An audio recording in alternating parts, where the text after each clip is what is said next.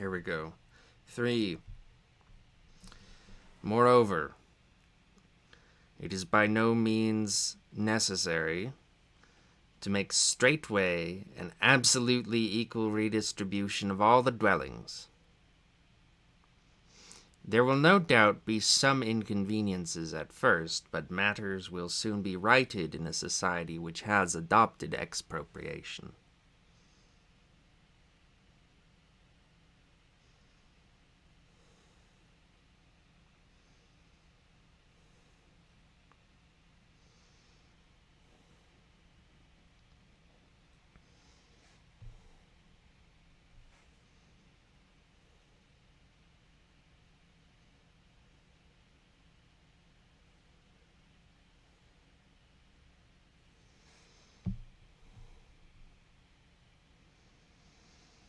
There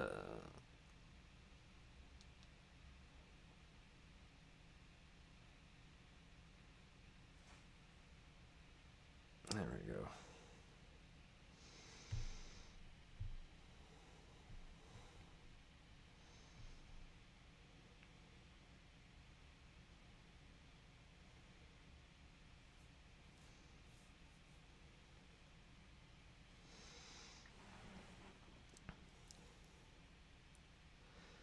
When the masons and carpenters and all who are concerned in house building know that their daily bread is secured to them, they will ask nothing better than to work at their old trades a few hours a day. They will adapt the fine houses which absorbed the time of a whole staff of servants. And in a few months, homes will have sprung up infinitely healthier and more conveniently arranged than those of today. And to those who are not yet comfortably housed, the anarchist commune will be able to say, "Patience, comrades, palaces fairer and finer than any the capitalists built for themselves will spring from the ground of our enfranchised city. They will belong to those who have most need of them. The anarchist commune does not build with an eye to revenues. These monuments erected to its citizens, products of the collective spirit, will serve as models to all humanity. They will be yours." Touching.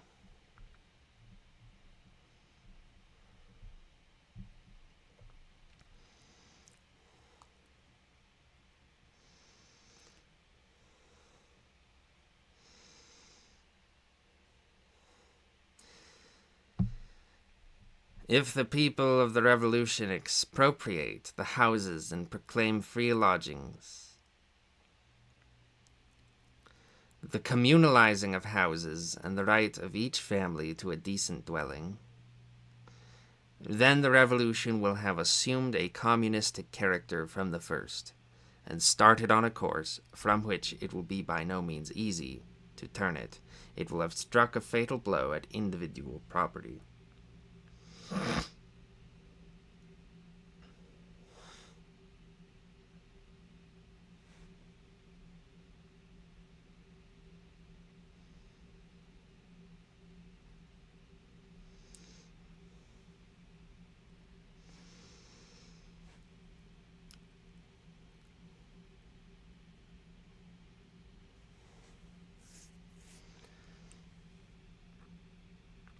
For the expropriation of dwellings contains in germ the whole social revolution.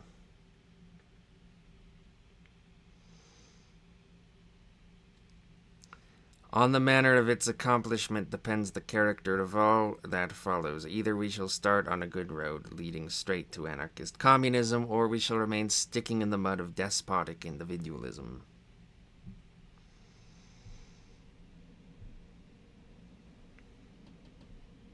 Yes.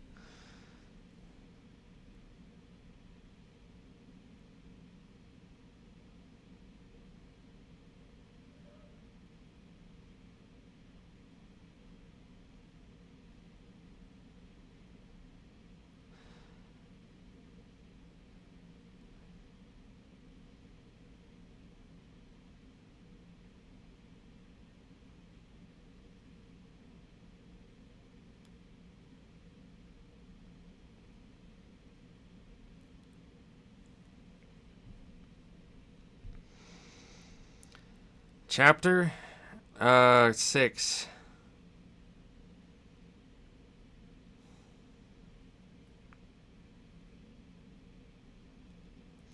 I started streaming 3 times today.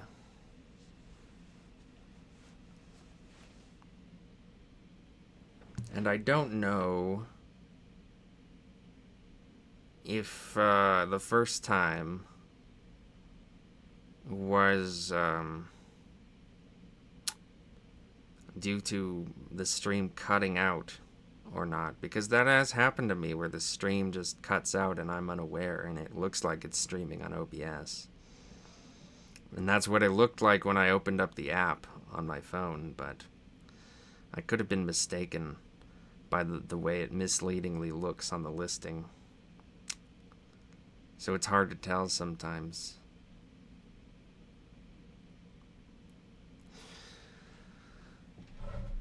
But yeah, I'm on chapter 6.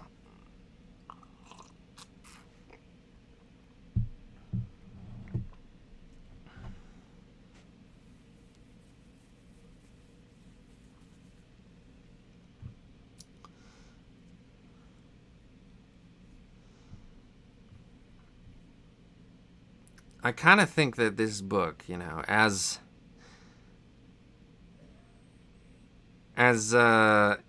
interesting as some of these ideas were at the time,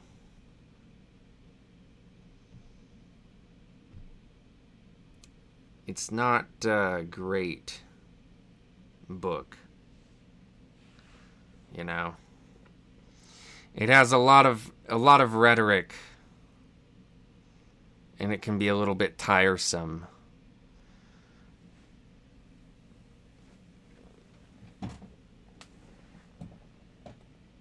Because it's just kind of bloated with a lot of noise, which I find is true for a lot of books. A lot of books are longer than they should be.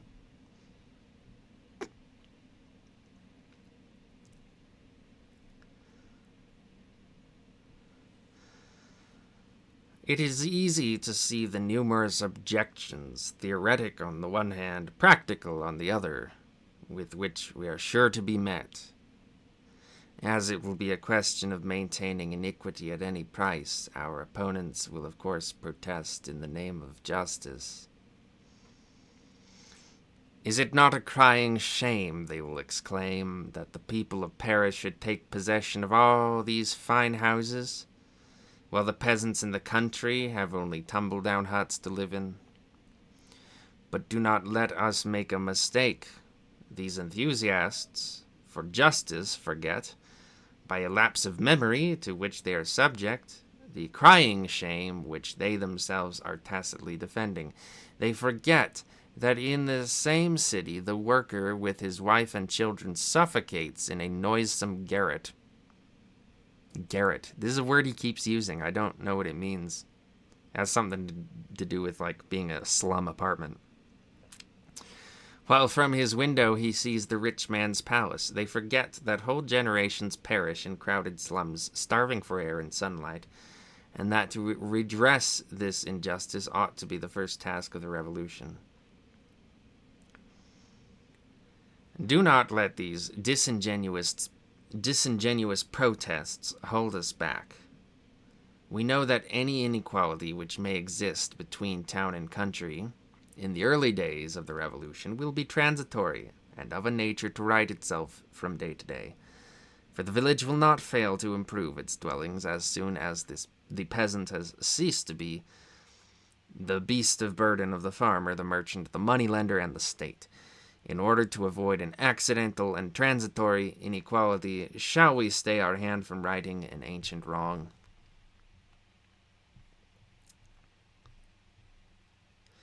The so-called practical objections are not very formidable either. We are bidden to consider the hard case of some poor fellow who, by dint of privation, has contrived to buy a house just large enough to hold his family. And we are going to deprive him of his hard-earned happiness to turn him into the street? Certainly not. If his house is only just large enough for his family, by all means let him stay there. Let him work in his little garden too. Our boys will not hinder him. Nay, they will lend him a helping hand if need be. But suppose he lets lodgings, suppose he has empty rooms in his house. Then the people will make the lodger understand that he need not pay his former landlord any more rent. Stay where you are, but rent-free. No more duns and collectors. Socialism has abolished all that.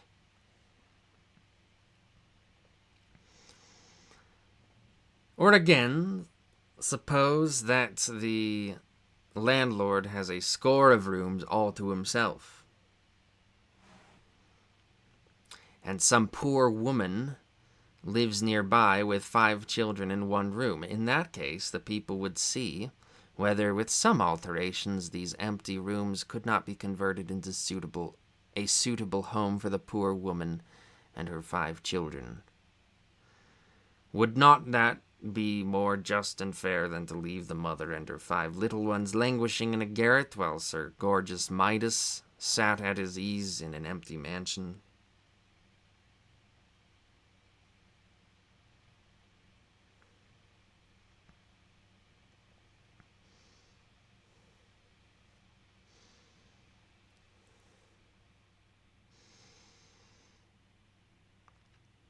Sir Gorgeous Midas. The garret is another word for attic. Small, cramped attic room. Oh, okay. Well, there we go. That's a garret. Didn't know that.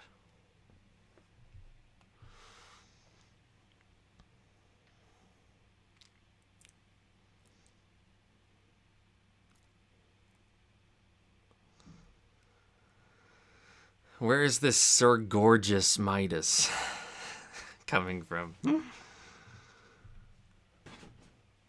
Besides, good Sir Gorgeous would probably hasten to do it of his own accord. His wife will be delighted to be freed from half her big unwieldy house when there is no longer a staff of servants to keep it in order. Oh, would she? Would she?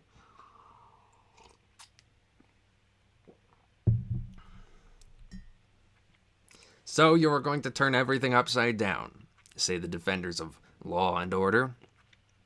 There will be no end to the evictions and removals.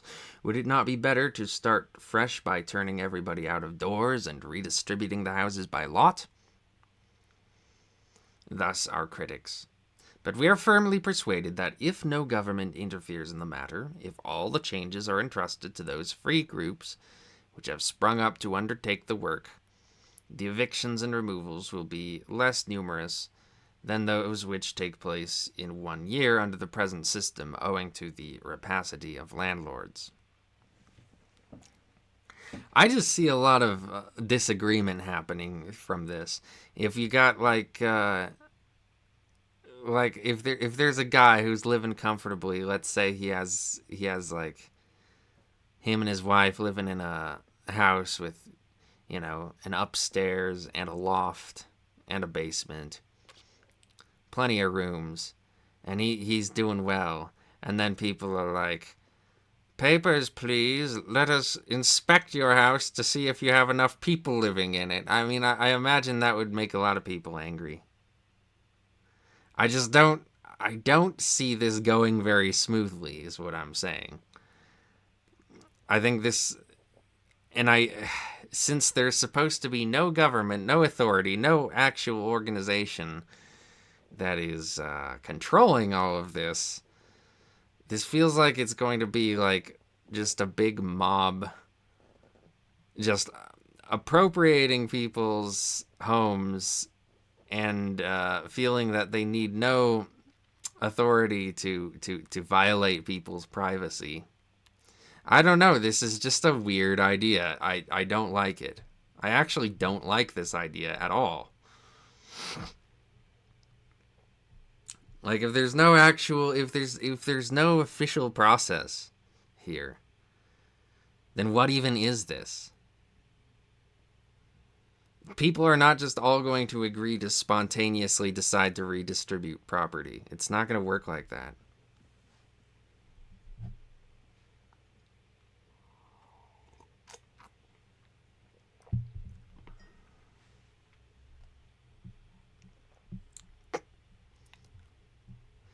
In the first place, there are, in all large towns, almost enough empty houses and flats to lodge all the inhabitants of the slums. As to the palaces and suites of fine apartments, many working people would not live in them if they could.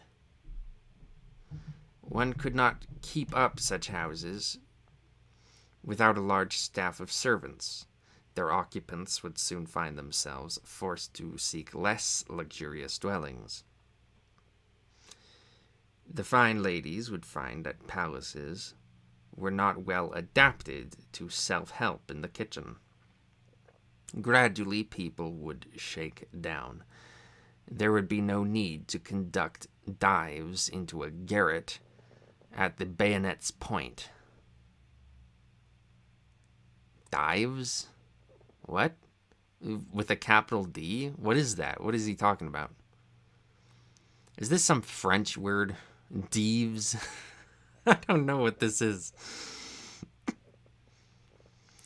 Or install Lazarus in Dives' palace. Okay, so Dives is a name. So he's talking about moving a guy named Dives into a garret at the bayonet's point. And then he brings up Lazarus. Are these just names? Because these seem like very random names to pull out. Or are these actual references to people? I'm very confused. Like, what happened to Tom, Dick, and Harry, you know? What happened to Peter and Paul? Why are we talking about Dives and Lazarus?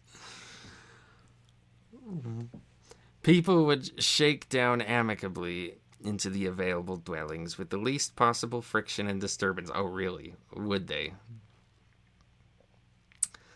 Have we not the example of the village communes redistributing fields and disturbing the owners of the allotments so little that one can only praise the intelligence and good sense of the methods they employ?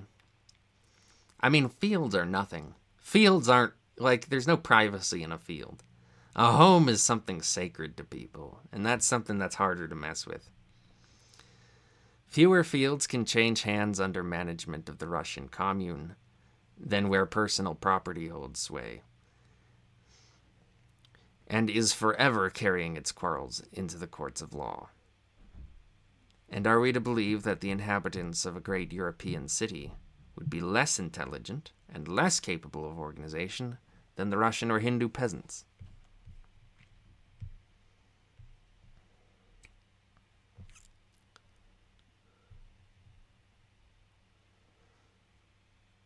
Appropriating random rooms in a house. This happened in St. Petersburg in 1917. It was a spectacular disaster. Yeah, I would expect so. I would expect so. Do you think you could indoctrinate yourself into being religious? If there were a book that was interesting enough for me to read on stream, and it was short enough. I've thought about, like, reading C.S. Lewis stuff in the past. I don't know where to start with that. Something short, something that's making an argument.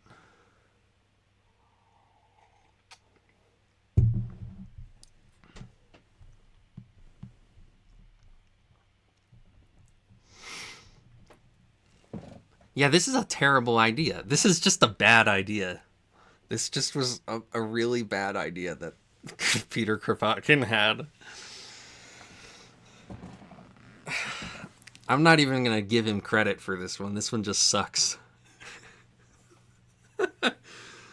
Moreover, we must not blink the fact that every revolution means a certain disturbance to everyday life. And those who expect this tremendous lift out of the old grooves to be accomplished without so much as jarring the dishes on the dinner tables will find themselves mistaken. It is true that Governments can change without disturbing worthy citizens at dinner, but the crimes of society towards those who have nourished and supported it are not to be redressed by any such political slight of parties. Undoubtedly, there will be a disturbance, but it must not be of pure destruction. It must be minimized. And again, it is impossible to lay too much stress on this maxim. It will be by addressing ourselves to the interested parties and not to boards and committees that we shall best succeed in reducing the sum of inconveniences for everybody. The people commit blunder on blunder when they have to choose by ballot some harebrained candidate who solicits the honor of representing them and takes it upon himself to know all, to do all, and to organize all. But they take upon themselves to organize what they know, what touches them directly. They do it, but when they take upon themselves, they do it better than all the talking shops put together. Is not the Paris Commune an instance in point, and the great dockers' strike, and have we not constant evidence of this fact in every village commune? I want to know about these village communes he keeps talking about. Nobody ever mentions, I've never heard anyone mention those except for this guy. Ever.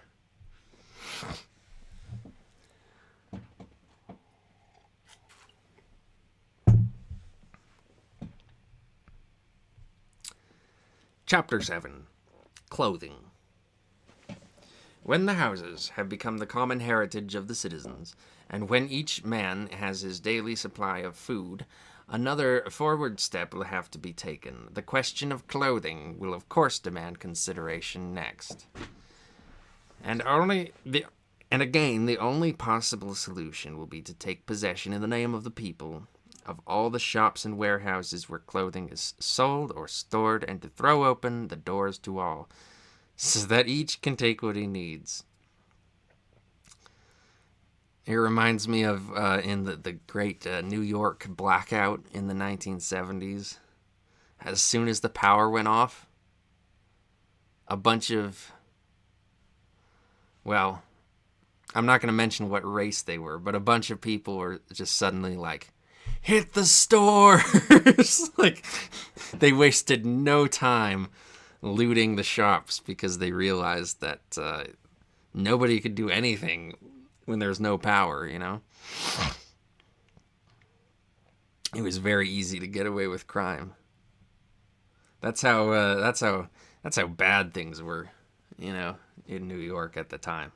They're a little bit better now, from what I hear. But yeah, that's just what this reminds me of. I don't see a great, like, oh yes, people coming together to expropriate for the benefit of all. I just see, like, looting is what all this sounds like.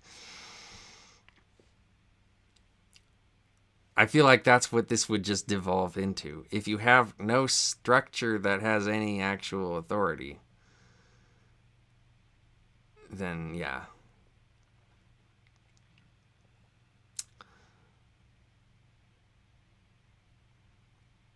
In a metropolitan environment, I think it's a different question than in a much smaller community. Perhaps there is something to that idea that people talk about of anarchism only works on a small scale.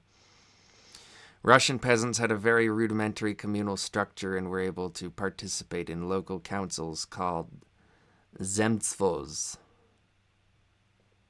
Okay.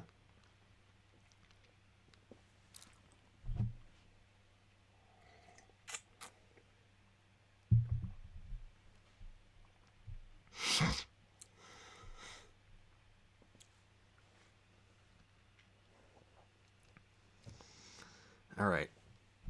We're going to skip the rest of that paragraph and just move on to the next paragraph. Make a clean break. Obviously, we shall not need for that to despoil all. We shall not need for that to despoil all citizens of their coats, I feel like that's weirdly worded. To put all the garments in a heap and draw lots for them, as our critics with equal wit and ingenuity suggest. Yeah, I think I remember him mentioning that earlier. In an earlier chapter. Let him who has a coat keep it still. Nay, if he will have 10 coats, it is highly improbable that anyone will want to deprive him of them, for most folk would prefer a new coat to one that has already graced the soldiers of some fat bourgeois, and there'll be enough new garments and to spare without having recourse to second-hand wardrobes.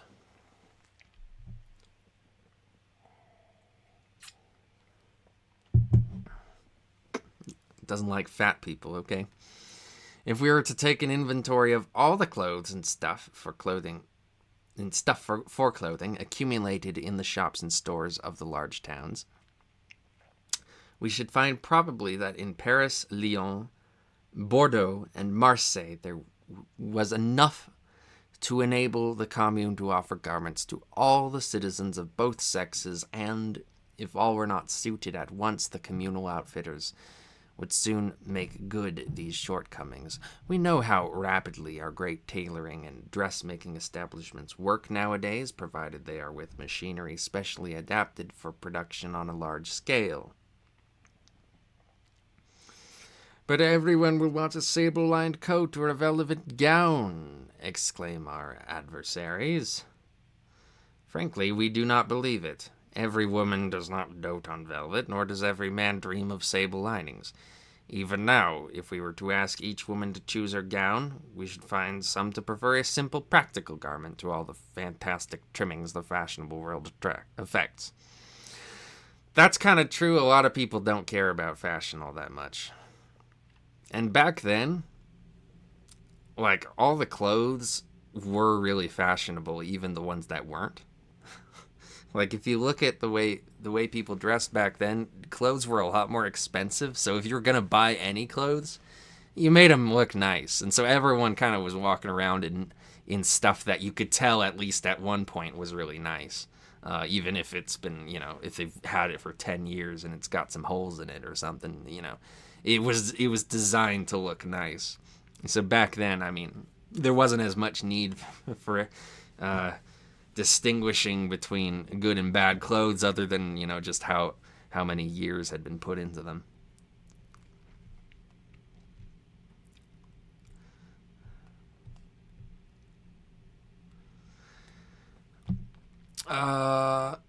Tastes change with the times, and the fashion in vogue at the time of the Revolution will certainly make for simplicity.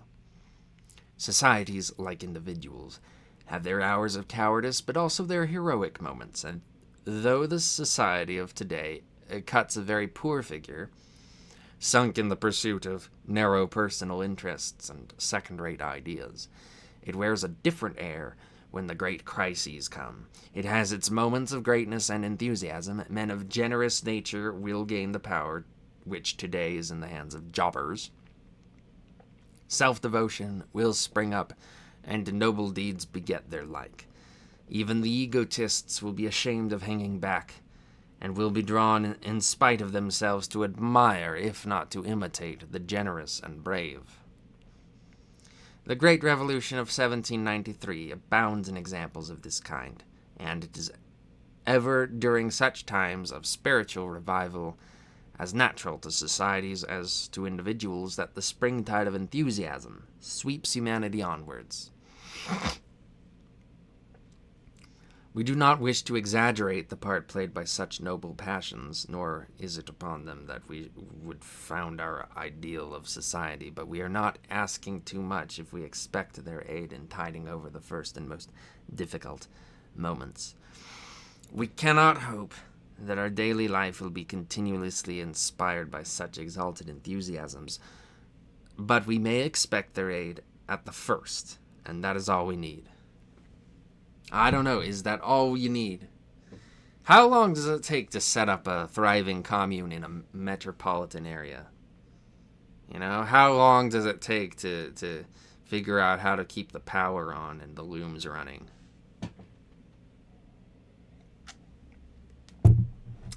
When there's nobody to, stake their livelihood on it. Curious. Most people in the Russian Empire spun their own clothing. Yeah, that's true.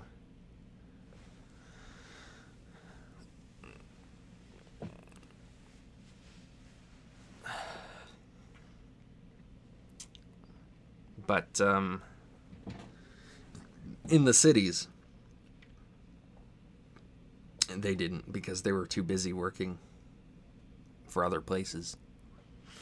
Didn't have time to spin clothing. Didn't have the resources to spin clothing.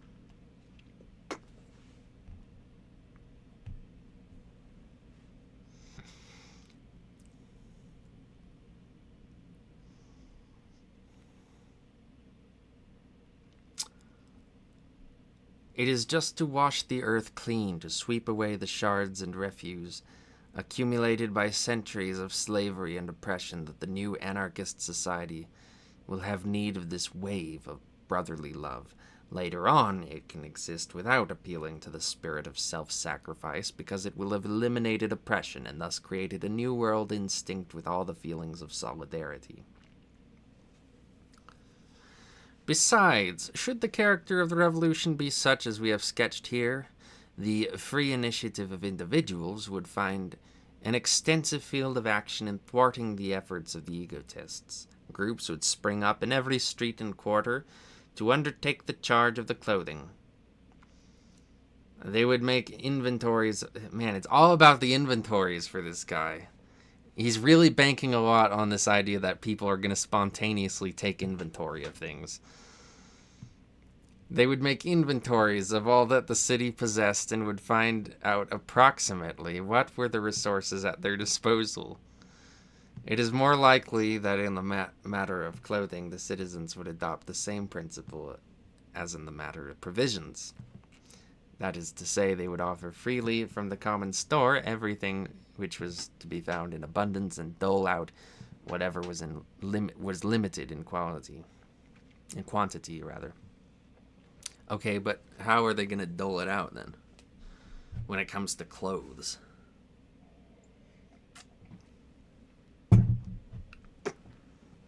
Who's going to be doling out what? Like, who's going to have possession of it? Because once you have someone in possession of it, then you no longer have a perfect propertyless society, you know?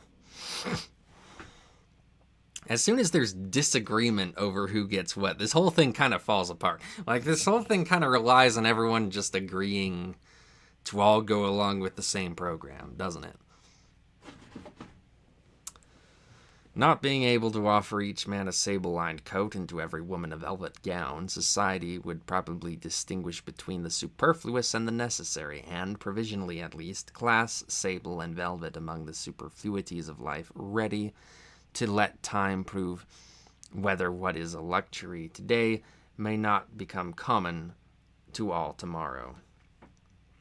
While the necessary clothing would be guaranteed to each inhabitant of the anarchist city, it would be left to private activity to provide for the sick and feeble those things provisionally considered as luxuries, and to procure for the less robust such special articles as would not enter into the daily consumption of ordinary citizens. But, it may be urged, this gray uniformity means the end of everything beautiful in life and art. Certainly not, we reply, and we still base our opinion on what already exists. We propose to show presently how an anarchist society could satisfy the most artistic tastes of its citizens without allowing them to amass the fortunes of millionaires. Nice. I suppose theoretically this kind of system could result in people voluntarily giving up certain trappings of modernity and regressing technologically.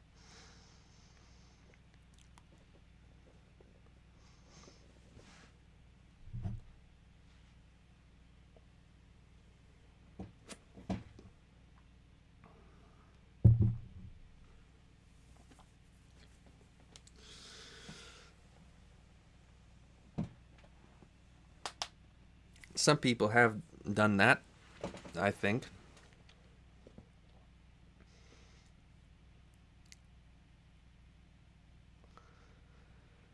Okay.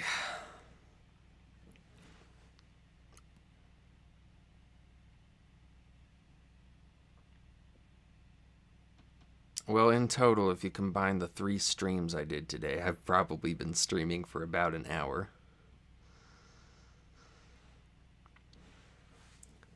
I guess I'll cut it off. I read 1 chapter. Don't really feel like reading chapter 8 today. But it was good to get back to this book, I guess. About halfway through. A little bit less than halfway through. Almost.